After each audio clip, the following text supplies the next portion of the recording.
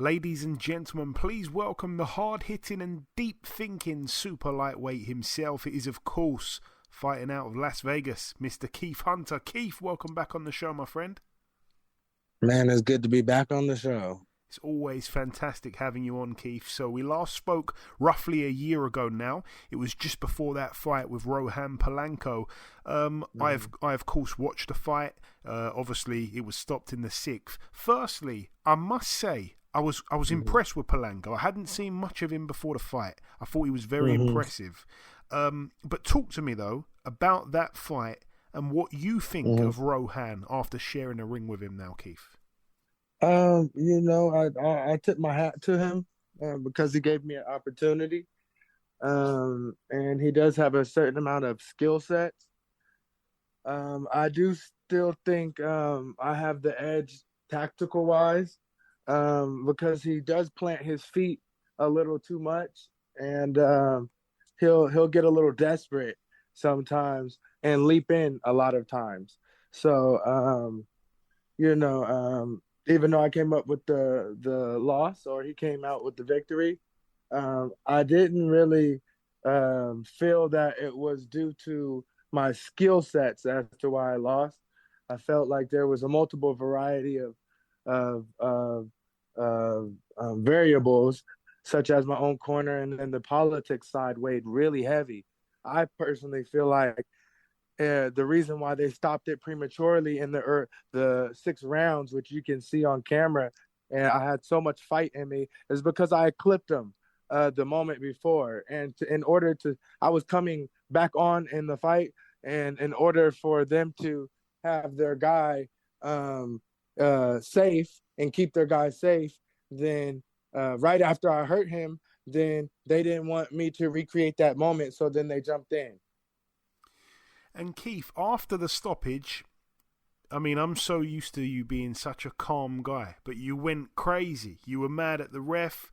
Do you have any, I don't know, maybe regrets of how you handled yourself? No, actually, the truth will come out. The TRUTH will come out, because the way that they spun it on their platform makes me not look the best, but they, a lot of things behind closed doors and behind the scenes, again, that was the result of them being dirty. That was the result of not me getting robbed. The public got robbed because it was going to get really nasty in those later rounds, and they didn't want that to happen. So yes, I got upset as a fighter. If you're in a fighter's shoes, when you know you got a lot of fight in you, and you just hurt the guy, and he jumps in there and throws it out, and stops it. I was not mad directly at the ref. I was mad at his actions, because I was mad that he stopped the fight so early, and I didn't do anything to the ref besides he literally in camera was trying to hug me. In a sense of like I was hurt. So I pushed him off of me, I just wanted space at that time. I didn't want to be hugged. I had my equilibrium and I had my feet well under me. So he was hugging me, trying to make play and look like it was a different way. And I wanted space. I didn't want nothing to deal with him. So, how that's what I didn't like, is how they spun it and said, oh, Keith is hitting the ref and blah, blah, blah. That's bullshit. Keith, I think it's fair to say you lost your core a bit. Whether they maybe Yeah, I admit I lost. As a man, I admit when right is right and wrong is wrong. They were in the wrong, and me losing my cool was in the wrong. But out of my own defense, I didn't want to be held. But you don't understand it. He was trying to make it look like I got you. I get you. If you grab hold of a fighter, it gives off the impression like the fighter can't stand on his feet. I get hugged. I get that. I don't want to be hugged when you just fucked me. You just literally fucked me. No, I don't want to fucking being hugged. No, excuse my lingo. No, you're all good, man. You're all good. Your brother Mike jumped in the ring and calmed stuff down. If he wasn't there, could things have spiraled even more out of control? No, things couldn't have spiraled if he wasn't there, because I was on the way jumping out of the ring. They didn't want me to get out of the ring. like they were trying to keep me inside of the ring. I needed to get out of the ring for 2 seconds so I can breathe and collect myself. But they wanted me to stay right there. So no, I feel like because after the first 2 times, literally he held me and tried to pin me to the ropes. I got under his arms and I was on my way out the door anyways. So no, I'm a very cool, calm, collective guy. I am a passionate guy. I do have a ton of passion into what I do. But after everything's all done, I do have the ability to catch myself in intense moments. So I would have caught my own self at some point. There was nothing. I had no intention towards hitting the ref or doing nothing to the ref. I wanted to get away from the ref. So nothing would have transpired besides me running away. Yeah, no, I get it 100%. I get it 100%. One thing I noticed this week, Keith, is that you've got more Instagram followers than Mike. Well, it's crazy. I don't know how the followers look, but I actually had 60,000 when I went viral, and now it's down. Right. Okay. Compared to what I used to have. And tell me, Keith, obviously you'd been out the ring for a year. You did box on the weekend in Mexico. We'll get to that in a minute. But what kept you out so long, and what had you been up to in that time? After I lost to Rohan Polanco, then or I would say Rohan Polanco won. Then I tried it. I would have got in there with him that night. I wasn't. I felt that good. Because he stopped it that early. I had that much fight in me. My body, my hands was good, my shoulders were good.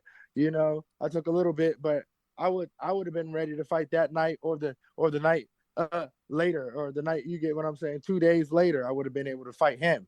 But if it was up to me, or any other candidate, I would have fought that week again. But the politics side did not want to allow me to get back into the ring as fast as my heart desired. But yeah, you boxed over the weekend, like I said. For those that don't know, how did that one go, Keith? Tell me about that one in Mexico. First round knockout. First round knockout. Anything to add on it? I saw you did like an Instagram story afterwards. Again, going down to and fighting in Mexico, there's always little things, weird things going on. But my experience there wasn't the best, but it wasn't the worst. To where I came out unscathed and I got a W for my record in the form of a knockout. But the little things was the day of when I get down there, a few minutes before we're about to hop on the scale, my opponent doesn't show up. My original opponent doesn't show up because he's due to a sickness. I mean, he was sick, supposedly. So, that's a bummer. So luckily last second, they had a guy with the same amount of fights as me, who was very tough and very durable, supposedly. And he jumped in there, and since he jumped in there last second, he didn't have time to make weight, but I was 136 and he was 145. Wow. Okay. Wow. And I still took him. So I gave up. I gave up about a good 9 pounds that night, but I didn't care. I got him out of there in the first round. And am I right in saying that you gave him your ham wraps? No, I didn't give him my hand wraps. Okay. I gave a loyal follower who made the journey from Orlando and who's been watching me for some time now. And I didn't know or connect to him until that fight. And I gave him my hand wraps. Oh, that's cool, man. That's cool. That goes a long way. I got your brother's hand wraps here in the same room as me right now. Damn. From his fight with Ustinov. I got okay. Yeah, so I didn't actually notice, Keith, but obviously BoxRec have got you listed as a lightweight. You said that you weighed in at 136, so you're down at lightweight now officially. So, and then that's another factor with the Rohan Polanco on the business side, which nobody knows. But between now that you're providing me a space to talk about it, Rohan, the fight that I fought was at 140 with Rohan is what they said. But Rohan, moving forward, he's not a 140 pounder. He has never fought. Look at his weight. Look at his weight. When the contract was actually a setup contract, and I signed it, meaning the weight, even though they were trying to say we're 140 pounders, I was a 140 pounder that night, but the contract was 143 on contract, 3 pounds above 140. The night of the fight, he came in at 142.6, dry as a raisin. I'm talking dry. He barely made 143. There's no way he's making 140. His body will not allow him to shave 2.6 extra pounds. So, you know me, if you look at my body, I don't have a single ounce of fat because of due to how I eat. When I rehydrate, I stepped on at like 138. He stepped on at 142.6. And I stepped in at like 138. Again, that's giving up pounds. But the only difference here is since he was dry as a raisin at 142.6, he rehydrated to $160.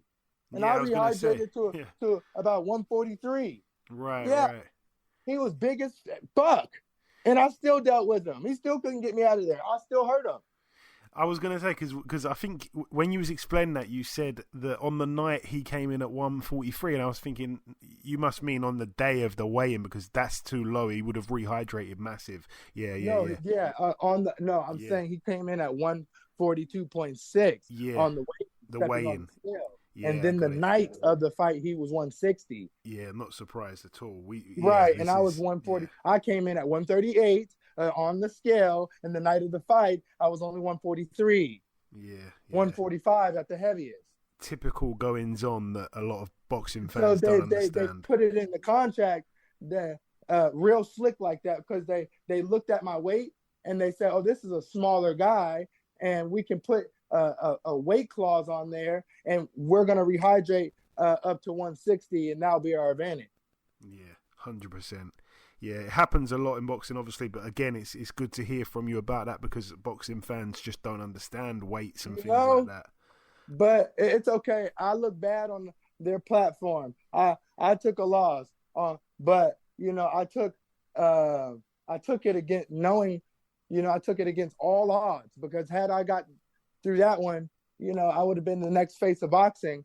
But, that did not deter me too much from my path, because in about a few more fights, whenever the fans think I get enough respect or not, I'd fight him, call him out at any time. I hope he ever gives me an opportunity. We can do it and run it back again. Or if the opportunity doesn't present itself again, then my star power inside and outside the ring will get me greater opportunities because of who and how I am and the story behind me fighting. And Keith, talking of the future, what is next for you? Obviously, you boxed over the weekend. I'm assuming you're not going to fight again this year, but we'll see you early next year, maybe? I had an opportunity actually to fight again this year.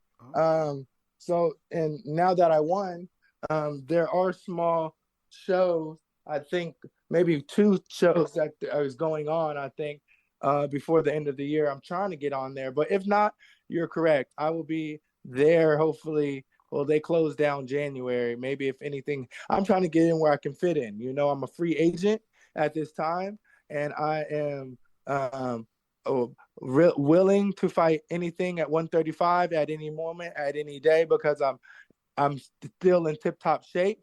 So I'm still on weight, and I'm just waiting for different promoters to hit me up, which I've already made a few connections to.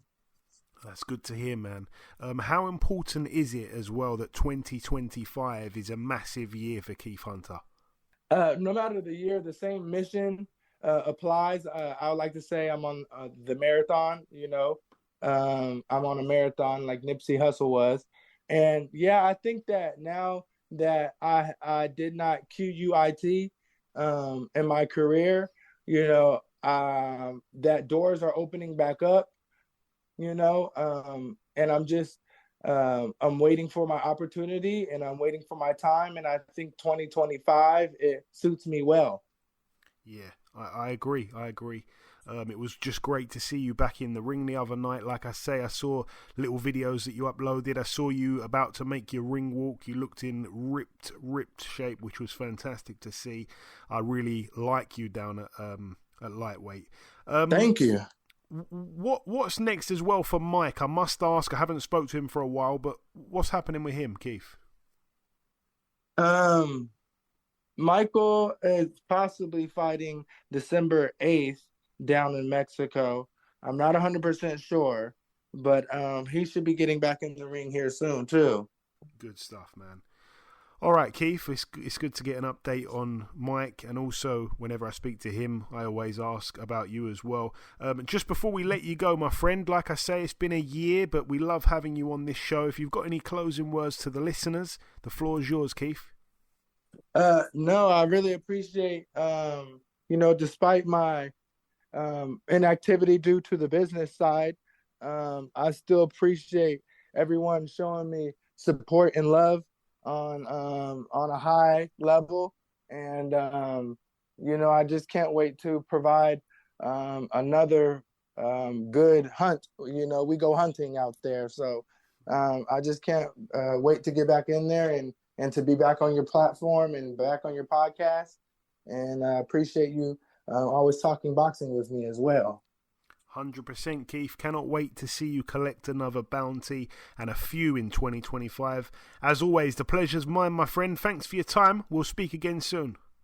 Yes, sir. I'll speak to you soon, man. God bless you. All right. Speak to you in a bit. Goodbye, man. Goodbye. All right. Goodbye.